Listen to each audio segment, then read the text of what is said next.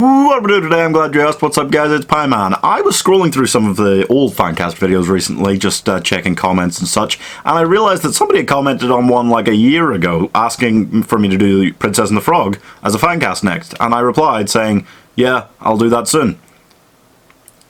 I'm sorry, I really don't remember replying to that or anything like that. Might have been drunk, who knows. But I'm very sorry that I didn't make this video sooner, and here it is. Princess and the Frog kind of reinvigorated the genre, didn't it, for Disney? I mean, it didn't. It flopped. Unfortunately. But I really like the story, and I think maybe, just maybe, people missed this in the cinema and then realised Disney could still make princess films, even though they hadn't since like 1995 with Pocahontas. And that opened the door for things like Tangled, Frozen, Moana, Frozen 2, just assuming it hasn't come out yet, to succeed where this did not, unfortunately. So this deserves a bit of credit for reopening the door for those films. First up, Tiana is a young aspiring chef, hoping to turn restaurant owner, but stuck working 2 waitress jobs, I think, at the beginning of the film. God damn, that girl dedicated, yo.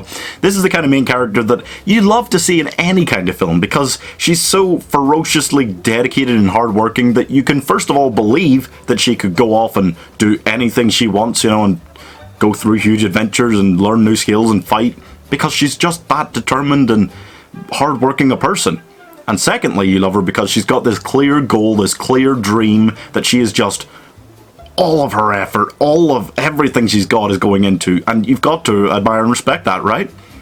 Like if someone was running 3 YouTube channels full time, not making any money. Pretty good dream. Subscribe. I want Aya Naomi King to play her.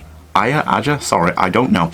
Because that girl's work on How to Get Away with Murder is incredible. She started to make the transition into film while still being on that with things like The Upside, Beasts of No Nation, and every time she's in something, she stands out to me as this character that I just love. She builds characters that you love. Tiana is a character ready-made, built to be loved.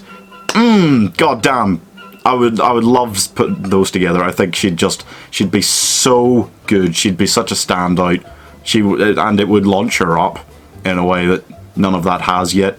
That she really deserves, I think. Yes, she's like 33, 34 maybe. Bit old to play the 19-year-old Tiana, but she doesn't look it. She does not look it. She could pull off 19, I think. Prince Naveen is not such a desirable lead. He's a beastly character. Oh my god, it just rips off Beauty and the Beast. It's literally a prince being turned into a creature for his wicked ways.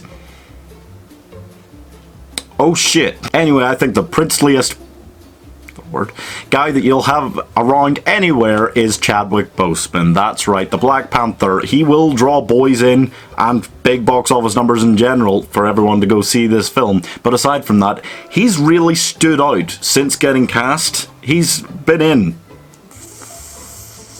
four MCU films already, but aside from that, he started to really break into his own as a leading character outside of the Marvel films with Message from the King, 21 Bridges just coming out now, very excited to see that.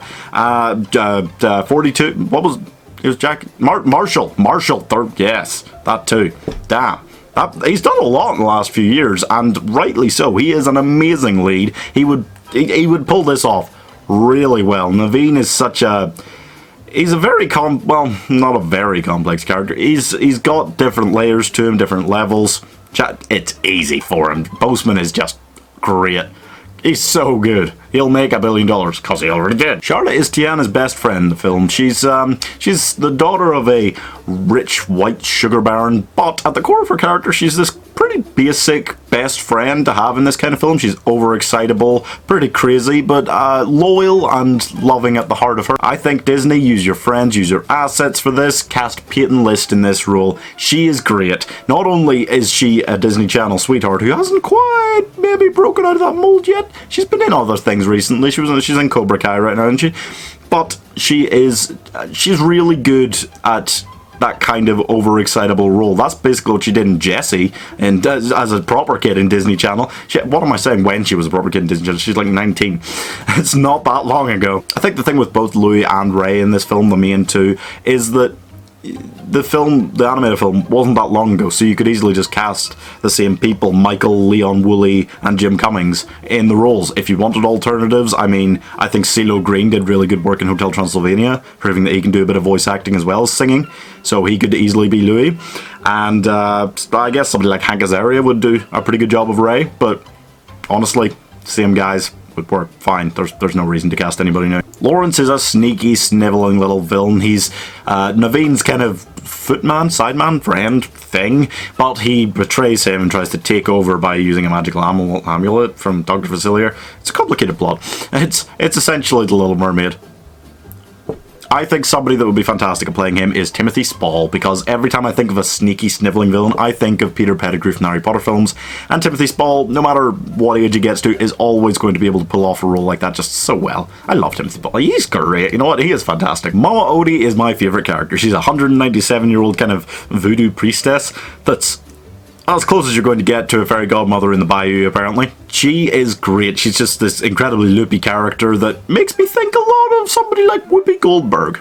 Not that she's loopy, but that she played such a unusual kind of fairy godmother character in Star Trek The Next Generation for years, and she'd be really goddamn good at it. She is just fantastic. Plus, I want to see her in another musical. There's never enough Whoopi Goldberg in musicals. Hello? Yeah. Before we reach our final casting of the day, I would like to add in that Tiana's mother, Eudora? Is that Eudora? Something like that. Should definitely still be played by Oprah, as she was in the animated film. No question about it. Finally, we need Dr. Facilier. A film is only as good as its film, and this one has a pretty scary, brutal one. Yeah, and definitely one of the best villain songs out there. No question. Friend on the other side. Let's jam. Let's jam, guys. I mean, Keith David would probably still work in a live-action setting as he did in the animated film, but if you wanted somebody else, I would highly recommend Jamie Foxx. He's been fan cast in this role online a few times. I've seen it about. I wanted to think of something different and unique because I'd seen him casted about, but I just, you know what, that would goddamn work. Or, my other idea is definitely Jimon Hunsu. Don't know if I'm pronouncing that right. He is fantastic. He's been in so much shit. He's great as well. Goddamn, like him in Blood Diamond with that kind of accent. Like, ooh, he could definitely be Dr. Facilier. Oh yeah.